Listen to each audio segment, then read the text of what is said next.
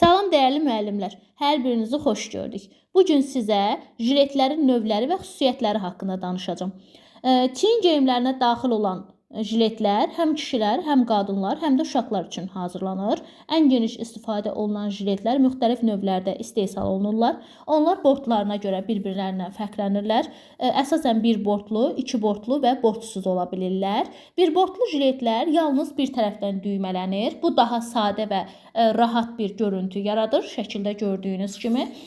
İki bortlu jiletlər isə daha klassik və rəsmi bir üslub verir. Çünki iki tərəfdən də düymələnir. Bortsuz jiletlər isə heç bir düymə olmur, sərbəst şəkildə geyilir. Bu da daha çox modern və fərqli bir stilə məxsus olur. Daha sonra astarına görə jiletlər bir-birlərindən fərqlənirlər. Astarlı jiletin iç hissəsində astar parça ilə tamamlanır və bu ona səliqəli və möhkəm görünüş verir daha çox. Astarsız jiletlərdə isə daha sadə və yüngül olur. Yaz aylarında və qeyri-rəsmi tədbirlərdə istifadə etmək üçün daha ideal bir seçimdir. Daha çox sülliyetinə görə fərqlənən jiletlərimiz də var. Bədənə kip oturan jiletlər, boyuna yapışıq jiletlər var, yarı yapışıq jiletlər var.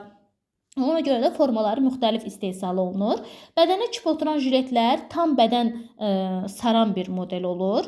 Boyuna yapışıq isə jilet daha çox çiyin və boyun xətti boyunca sıx otura bilir. Yarı yapışıq jiletlər isə daha rahat, amma eyni zamanda formalı bir görüntü yaradır.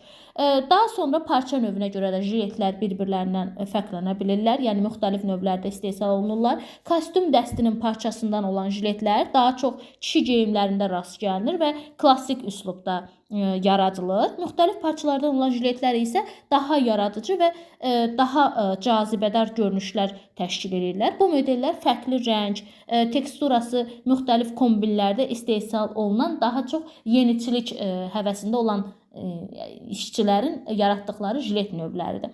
Ondan sonra ciblərinə görə də jiletlər müxtəlif olurlar. Yəni cibləri olan da olur, olmayan jiletlər də mövcuddur. Cibli jiletlər üzərində astarlı və ya listikli ciblərlə də hazırlana bilirlər. Bu daha çox funksional və rahat bir görünüş yaradır. Cibsiz jiletlər isə minimal və zərif bir stildə hazırlanmış jilet növləridir ki, onlarda daha çox istifadə olunan uşaq geyimlərində, qadın geyimlərində daha çox istifadə olunur.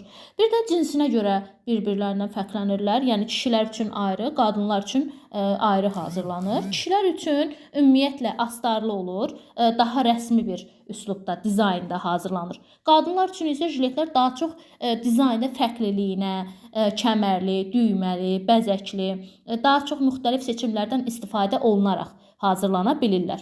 Ondan sonra bir də var jiletlərin hazırlanma ardıcıllığı. Bunun haqqında sizə məlumat vermək istəyirəm. Təbii ki, bütün geyimlərdə olduğu kimi birinci biçilmiş hissələr yoxlanılmalıdır. Simmetrik hissələrin xətləri biri digərinin üzərinə köçürülməlidir. Qarsaqlar hazırlanmalıdır, ön hissələr hazırlanmalıdır, ara qatı ilə birləşdirilməlidir.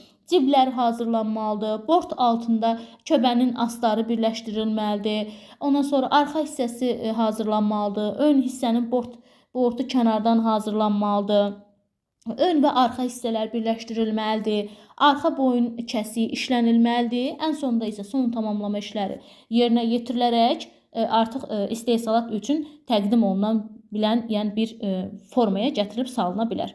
Bu isə jiletlərin növləri və xüsusiyyətləri haqqında olan bir ümumi izahım idi. Ümid edirəm ki, hər biriniz üçün faydalı oldu. Növbəti dərslərimizdə görüşənədək dəyərli müəllimlər.